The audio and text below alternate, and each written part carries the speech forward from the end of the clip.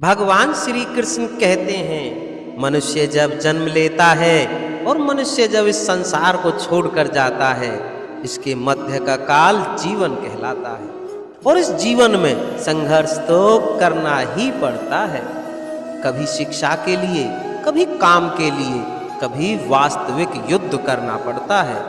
किंतु इस संघर्ष का सामना करने के लिए प्रकृति ने हम में एक और गुण भी भेजा है, प्रयास करने का गुण। कभी किसी छोटे बालक को देखा है, ना कुछ बोल पाता है ना कुछ समझ पाता है, किंतु अपने घुटनों के बल पर समस्त आंगन नापने का प्रयास करता है। खड़ा होता है, गिरता है, फिर खड़ा होता है और अंततः वह चलना सीख ही जाता है, क्योंकि वो अपने मन से नहीं हारता। जीवन में युद्ध क्षेत्र कई आएंगे, कभी कभी हार का सामना भी करना होगा, किंतु हारता केवल वो है जो मन में हार जाता है। इसलिए कहते हैं युद्ध रणभूमि से पहले मनोभूमि में लड़े जाते हैं। मैदान में हारने वाले को कई अवसर मिलते हैं, किंतु अपने ही मन में हार जाने वाले को कोई और अवसर नहीं मिलता। जब से मनुष्य का जन्म हुआ है जान पहचान का, और आज के वक्त में तो व्यक्ति का मूल्यांकन ही इस बात से किया जाता है कि इसकी जान पहचान किनसे है, इसकी पहचान कहाँ तक है। क्यों, आपके आसपास भी ऐसे कई लोग होंगे जो पहचान के बल पर अपना काम बना लेते हैं। ऐसे कई लोग होंगे जो पहचान से काम पा लेंगे, धन अर्जित कर लेंगे।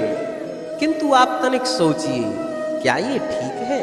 पहचान से मिला काम आपके साथ तब तक रहेगा जब तक आपके उनसे मधुर संबंध होंगे। संबंधों में खटास आई और काम निकल गया हाथ से, तो अब क्या किया जाए? इसका उत्तर है काम। अपना काम पूरे मन से करो, अपना काम निश्चय से करो, क्योंकि पहचान से मिला काम अधिक दिनों तक नहीं टिकेगा, किंतु आपके काम से मिली हुई पहचान युगों युगों तक काम आएगी।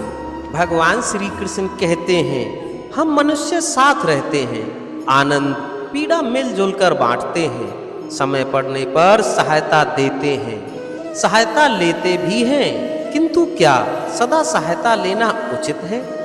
अब आप कहेंगे बिल्कुल उचित है, इसमें बुरा ही क्या है, मनुष्य ही तो मनुष्य के काम आएगा।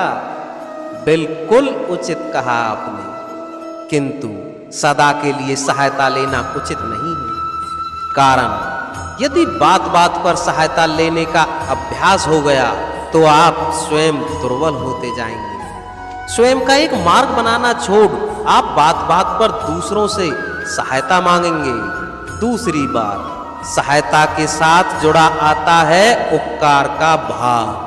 जिससे सहायता ली है उसके समक्ष झुककर रहना होगा। इसलिए संकट में भी सोच विचार करके ही सहायता लें, क्योंकि संकट तो कुछ दिनों के पश्चात निकल जाएगा, किंतु उस उपकार के क्षण का भार जीवन भर आप पर रहेगा। लोग सदैव मुझसे ये प्रश्न करते रहते हैं कि मित्रता का मतलब क्या है, इस प्रेम का मतलब क्या है, और मैं बस मुस्कुराता, क्योंकि ये तो ऐसा प्रश्न हुआ कि कोई पूछे कि अनर्थ का अर्थ क्या है। अब जब अनर्थ हो ही गया तो उसका अर्थ क्या? उसी प्रकार वो मित्रता क्या जिसका कोई मतलब, वो प्रेम क्या जिसमें आपका कोई स्वार्थ। ये दो भाव ऐसे हैं जिसमें आपको कुछ चाहिए नहीं होता, बस देना होता है। आपका समय, आपकी भावनाएं, आपका सुख कुछ मांगने के लिए करोगे तो वो मित्रता कैसी, कुछ पाने के लिए करोगे तो वो प्रेम कैसा। वैसे भी देखा जाए जो प्रेम करते हैं उन्हें कुछ पाने की आवश्यकता ही नहीं, और जिसके पास ये 2.5 अक्षर वाला ये प्रेम शब्द है उसके पास तो संसार का सबसे बड़ा कोष है। तो आप इस कोष को बढ़ाइए।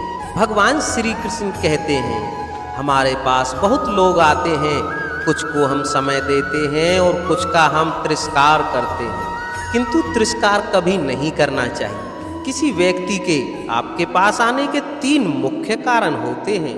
पहला कारण भाव, दूसरा कारण अभाव और तीसरा कारण प्रभाव। यदि कोई आपके पास प्रेम भाव में आए तो उसे प्रेम दें, सम्मान दें। यदि कोई आपके पास अभाव में आए तो उसकी आवश्यकता समझें और जितना हो सके स्वयं से उसकी सहायता करें।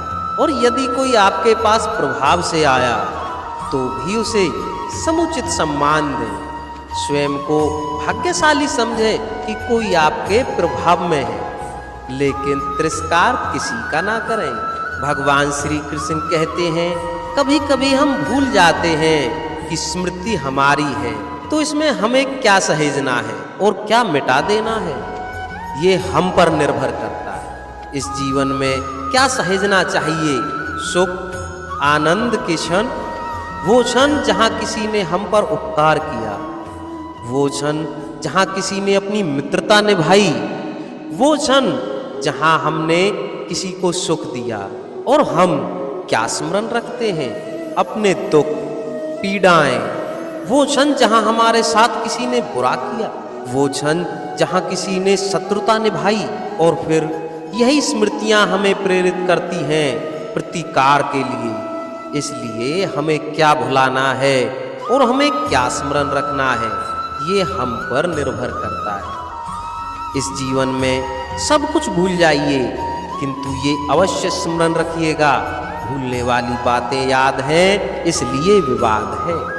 और यदि हम भूलने वाली बातों को वास्तव में भूल गए हैं तो कभी भी हमारे बीच विवाद नहीं होगा। चारों तरफ बस प्रेम ही प्रेम होगा और आपका जीवन आनंद से भर जाएगा।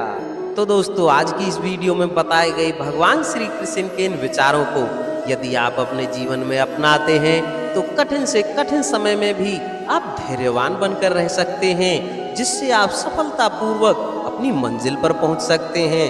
तो दोस्तों, फिर मिलते हैं नेक्स्ट वीडियो में। तब तक के लिए जय श्री कृष्णा।